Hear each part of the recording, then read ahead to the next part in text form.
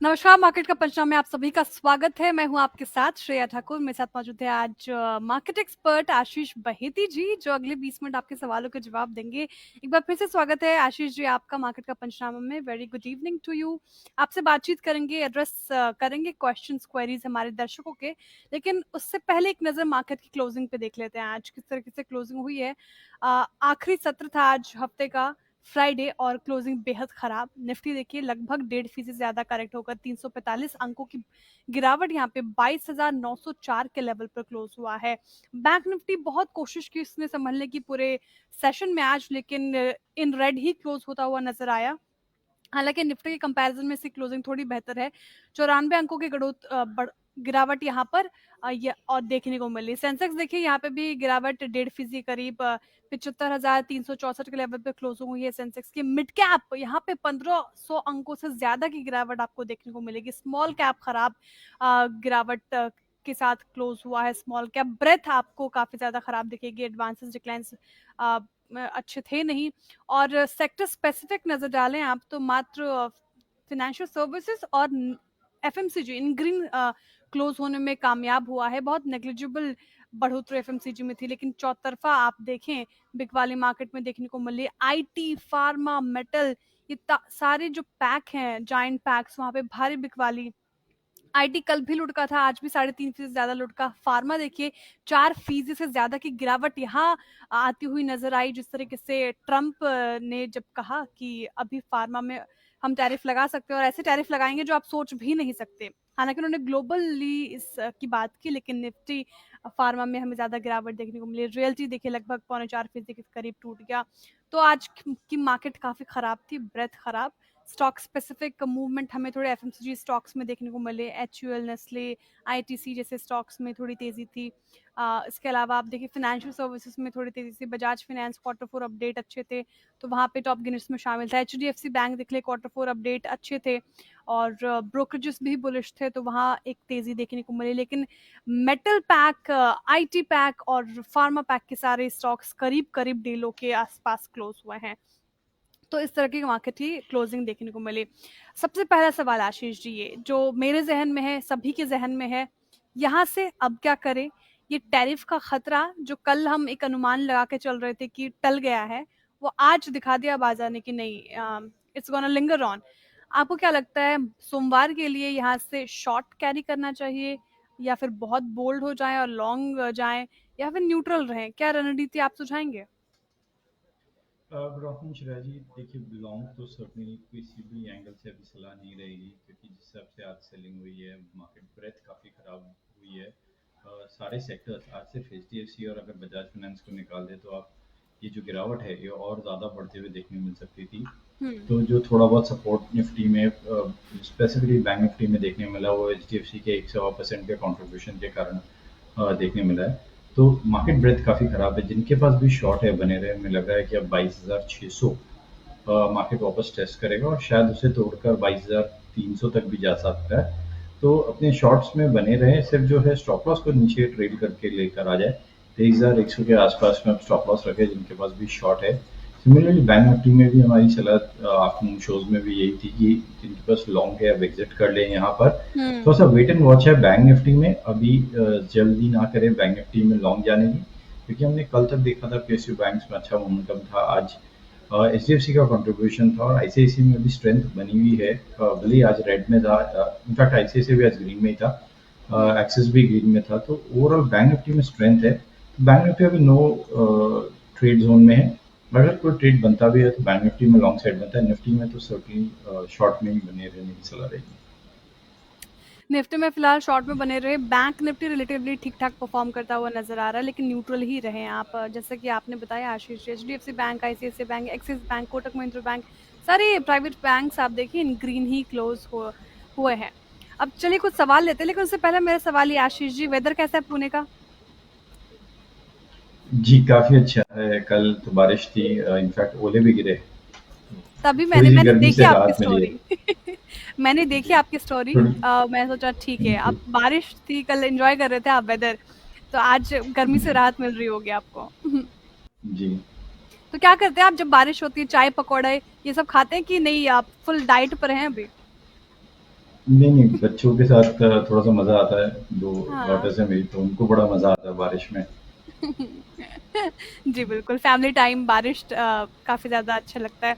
हाँ, थोड़ी-सी गर्मी से राहत ज़रूर मिली होगी, पता नहीं बॉम्बे में कब बरसात शुरू होगी। अब वैसे आशीष जी, मैं आपको बात बता दूँ, ये पहली मॉनसून देखूँगी मैं बॉम्बे का, काफ़ी ज़्यादा फेमस है।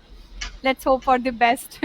अब कुछ सवालों की ओर बढ़ते श्रेया हैं जी, और का उससे जी। ज्यादा बेटर उससे ज्यादा बेटर मानसून पूना का रहता है। सह्याद्री हिल्स काफी सुंदर हो जाता है, तो जरूर विजिट कीजिएगा। अच्छा, ठीक है, अब तो विज़िट करना बनता है, मैं बिल्कुल मानसून में पुणे विज़िट करूँगी। बहुत शुक्रिया आशीष जी, ये हिदायत देने के लिए। अब सवालों की ओर बढ़ते हैं, काफ़ी ज़्यादा सवाल आ रहे हैं और सबसे पहला सवाल समित जी पूछ रहे हैं। Hello Shreya and Ashish, hi Samit, how are you? अच्छा, ये पूछ रहे हैं कि how do we book profit on long terms investment? काफ़ी ब्रॉडली इनका सवाल है। अब होल्डिंग टाटा कंज्यूमर, अच्छा टाटा कंज्यूमर 760 770 770 पे ले रखा है इन्होंने, 2 साल से है इनके पास। Can you suggest a trailing stop loss? Thanks and great weekend. आपको भी ग्रेट वीकेंड समित जी। क्या करना चाहिए टाटा कंज्यूमर? कल भी तेजी थी, आज भी तेजी है, अच्छे प्रॉफिट में है ये, 770 की खरीद है, 1087 के लेवल पर कारोबार कर रहा है। क्या करना चाहिए समित जी को इस पर्टिकुलर काउंटर में?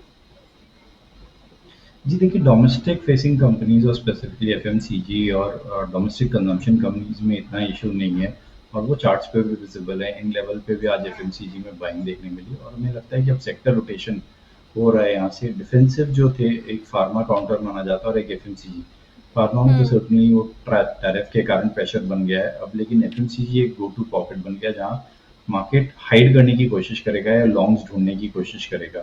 तो यहाँ पे बने रहने की सलाह है सर्टनली इन्हें, सिंस ये प्रॉफिट में अच्छे। स्टॉप लॉस कब ऊपर से ट्रेल करके ले आया है 980, जो अभी स्विंग लो था, रिसेंटली स्विंग जहाँ से ब्रेकआउट दिया था, वहां पे भी इन्हें स्टॉप लॉस लेना चाहिए, जो कि ऑलमोस्ट 100 पॉइंट यहाँ से दूर है। तो काफी एक स्पेस मिल जाता है इन्हें, और इस स्टॉक में बने रहे। सिर्फ जैसे जैसे अभी स्टॉक ऊपर जाता है उसे ट्रेल करके ऊपर लेकर आए, तो 100 rupees is a good scope, जहाँ पे वो सिर्फ ट्रेल करके ऊपर लेकर आते सकते हैं अपने स्टॉप लॉस को। ठीक है, ये स्ट्रैटेजी आप टाटा कंज्यूमर में अपनाएं। फिलहाल जिस तरीके से आपने बात की, बिल्कुल सही आशीष जी बताया। जिस तरीके से मार्केट में बिकवाली देखने को मिल रही है, एक एफएमसीजी सेक्टर है जहाँ पे छिपने की जगह बाजार में लोग ढूंढ रहे हैं फिलहाल। ये हिदायत। और एक और जो सवाल उनका, how to do profit booking in market और लॉन्ग टर्म इन्वेस्टमेंट में, ऐसी कोई स्पेसिफिक स्ट्रैटेजी है क्या जब आप लॉन्ग बने रहते हैं किसी एक पर्टिकुलर काउंटर में काफी ज्यादा समय से, अब प्रॉफिट में हैं आप, तो ये कैसे समझा जाए कि अभी प्रॉफिट बुक करने का सही समय है या फिर नहीं, अभी रुका जा सकता है?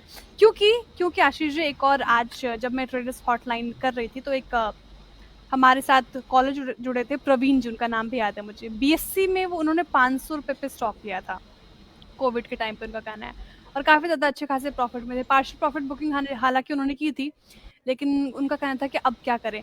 तो इस तरीके से जैसे स्टॉक में अच्छी खासी तेजी जहां हमें देखने को मिल जाती है, तो ये कैसे समझा जाए कि अभी नहीं बने रह सकते हैं या फिर प्रॉफिट बुकिंग का समय आ गया है?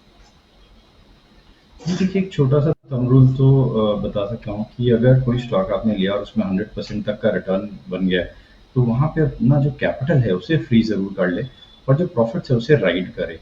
देखिए, इतनी वॉलेटिलिटी हो गई है मार्केट में, हर दिन कोई भी कुछ न्यूज़ या ट्वीट के